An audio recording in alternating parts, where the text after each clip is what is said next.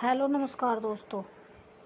होली के दिन हुई घटना उत्तम नगर में अभी तक थम नहीं रही है।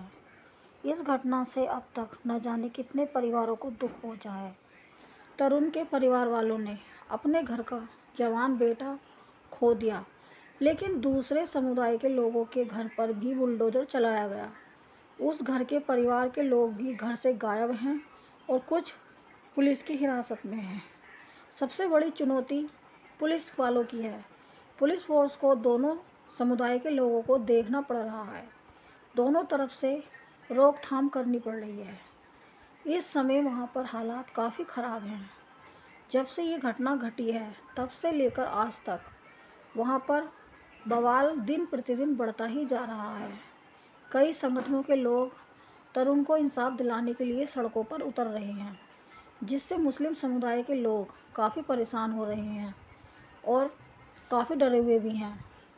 लेकिन हिंदू समुदाय के लोग तरुण को इंसाफ दिलाने के लिए पूरे ज़ोरों शोरों से आगे आ रहे हैं और हिंदू समुदाय के लोगों का कहना है कि किसी भी तरीके से वो पीछे नहीं हटेंगे और तरुण को इंसाफ ज़रूर दिलाकर ही रहेंगे, क्योंकि जिस तरीके से तरुण की निर्मम हत्या की गई है उससे लोगों में काफ़ी गुस्सा है।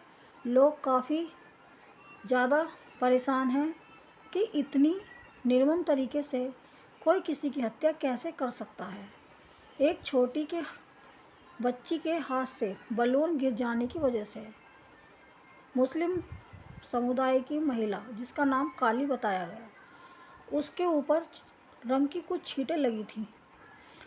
उस महिला ने जाकर मुस्लिम समुदाय के लोगों को इकट्ठा किया। उसके बाद इतना ज़्यादा बवाल हो गया, दोनों पक्षों में लड़ाई हुई, मारपीट हुई, तो कुछ घर के बड़े आगे आए और उन्होंने इस मामले को रफा दफा करते हुए मुस्लिम समुदाय के लोगों से माफ़ी भी मांगी। उसके बाद सब अपने अपने घर पर चले गए। लेकिन जैसे ही तरुण घर पर आया, तरुण को अकेला देखकर मुस्लिम समुदाय के लोगों ने अकेला समझकर पहले से ही प्री प्लानिंग की, ऐसा हिंदू समुदाय के लोगों का कहना है। और पीड़ित परिवार का भी यही कहना है कि तरुण के घर के लोग सब अंदर थे और तरुण अकेला था। अकेला तरुण इतने सारे लोगों से कैसे लड़ता? वो लोग बहुत सारे थे और तरुण अकेला था। दूसरी तरफ पीड़ित परिवार बार बार यही कह रहा था कि उनके घर के दरवाज़ों की कुंडी लगा दी थी, जिससे लोग अंदाज़ा लगा रहे हैं कि तरुण की हत्या सोची समझी प्लानिंग के अनुसार की गई है। सभी लोगों के घर के दरवाजे एक साथ बंद हो जाना ये कोई इत्तेफाक नहीं हो सकता। ये सोच समझ के पहले से ही प्लानिंग की थी। तरुण को आता देख जिन लोगों ने तरुण पे हमला किया, दरवाजे बंद कर दिए। जिन लोगों ने घटना को देखा है उन लोगों में काफ़ी दर्द है और गुस्सा भी है। वो लोग चाहते हैं कि तरुण के परिवार को ज़रूर इंसाफ मिले, जिससे इस घटना को और ज़्यादा भड़काऊ माना जा रहा है। लोग तरुण के लिए इंसाफ तो मांग ही रहे हैं, दूसरी तरफ काफ़ी गुस्से में भी हैं और उनका कहना है कि जब तक तरुण को इंसाफ नहीं मिलेगा उत्तम नगर में ईद नहीं मनाई जाएगी। ऐसा तरुण के पक्ष में जो लोग उतर रहे हैं उनका कहना है। दूसरी तरफ जिन लोगों ने तरुण की हत्या की उनके घर पर बुलडोज़र एक्शन हुआ। घर के कुछ हिस्से को बुलडोज़र के द्वारा तोड़ दिया गया है। बुलडोज़र के द्वारा घर के एक हिस्से को तोड़ा गया और बताया गया कि वो हिस्सा नगर निगम की ज़मीन में आ रहा था और अवैध तरीके से बनाया गया था, इसीलिए उसे गिराया गया। जिन लोगों के ऊपर एफआईआर दर्ज है उनमें से कुछ लोग गिरफ्तार हो चुके हैं। 2 नाबालिग बच्चे भी गिरफ्तारी में शामिल हैं। बाद में 2 महिलाएं भी शामिल की गई थी गिरफ्तारी में, जिसे मिलाकर गिरफ्तार लोगों की संख्या 9 बताई गई थी। और कुछ लोग अपराधियों की तरफ से भी सामने आ रहे हैं। कुछ लोगों का कहना है कि सेल्फ डिफेंस में तरुण की हत्या हुई है। लेकिन अगर तरुण की तरफ से उसके दोस्त साथ में आए थे तो फिर अकेले तरुण को ही इतनी चोट क्यों लगी? तरुण की ही हत्या क्यों हुई? सवाल बहुत सारे हैं लोगों के दिमाग में कि अकेला तरुण ही क्यों मौत के घाट उतारा गया?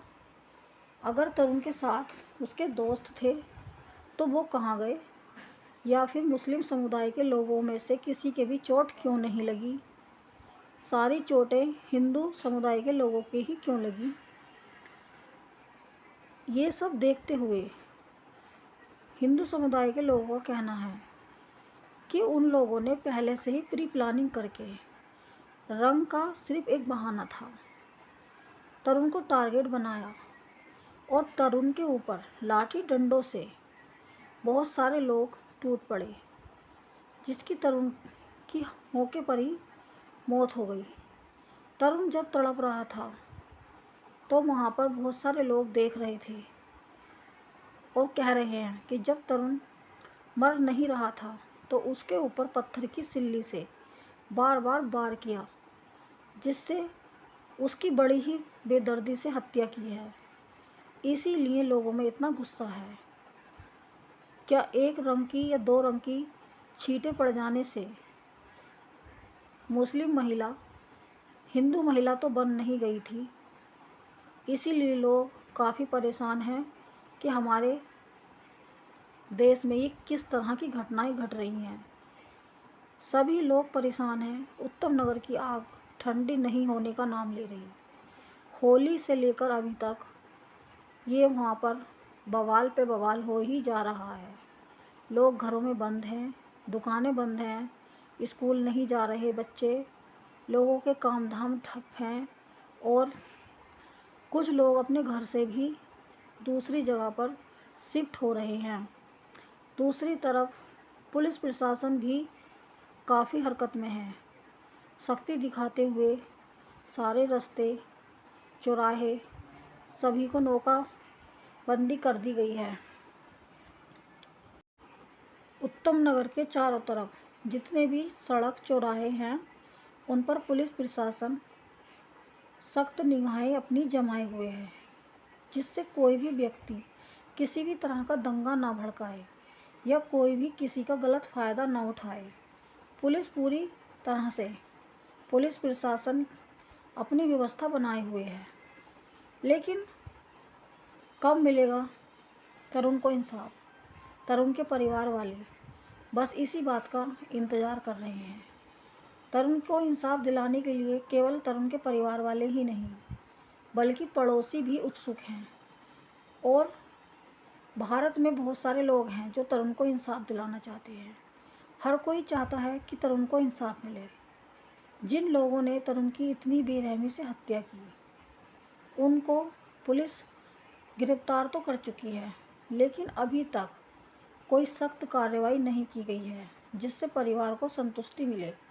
परिवार का यही कहना है कि उन्हें गिरफ्तारी नहीं, अपराधियों के इनकाउंटर चाहिए, उनको भी गोली लगनी चाहिए। जितना दर्द उनके बेटे ने सहा उतना ही दर्द उन अपराधियों को भी हो जिन्होंने तरुण की इतनी बेरहमी से हत्या की। उन्हें भी एहसास होना चाहिए जो दर्द तरुण ने सहा है वो दर्द उन अपराधियों को भी होना चाहिए। इसीलिए तरुण के परिवार वाले अपराधियों की गिरफ्तारी से खुश नहीं हैं। माँ का कहना है तरुण की कि उनके बेटे का जिस तरीके से खून बहा है उसी तरीके से उन अपराधियों का भी खून बहना चाहिए। उन्हें खून के बदले खून चाहिए। जिस तरीके से उनका बेटा गया है वैसे ही वो अपराधी भी बचने नहीं चाहिए। परिवार लगातार यही कहते हुए अपने बेटे के लिए इंसाफ मांग रहा है। लेकिन अब सवाल ये है कि आस पड़ोस के लोग वहाँ पर चाहते हैं कि योगी की सरकार बने, क्योंकि लोगों को लगता है कि योगी की सरकार में गुंडा राज नहीं चलता। इसीलिए लोग वहाँ पर योगी की सरकार की डिमांड कर रहे हैं। बार बार लोग कह रहे हैं कि उत्तम नगर में योगी सरकार होनी चाहिए। लेकिन ये मामला कब तक ठंडा होगा? कब लोग अपनी पहले की तरह वहाँ पर ज़िंदगी जी पाएंगे? अभी कुछ कह नहीं सकते। इस वीडियो में इतना ही। जय हिंद, जय भारत।